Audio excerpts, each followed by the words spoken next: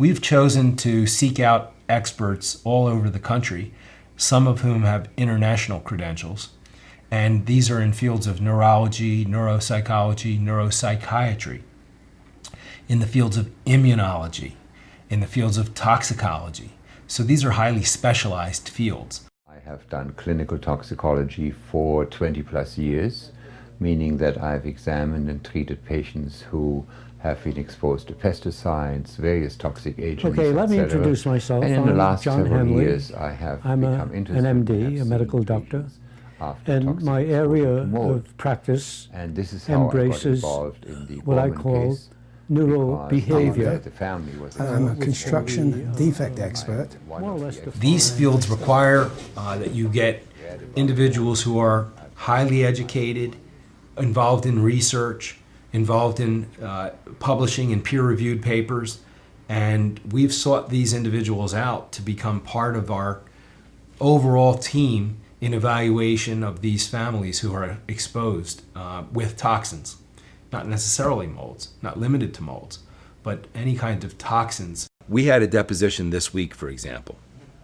It was in Surprise, Arizona. And boy, it was a surprise.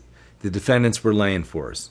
And I don't fault them for this. I expect that. I expect when we have a great witness, we're going to use it to its fullest advantage.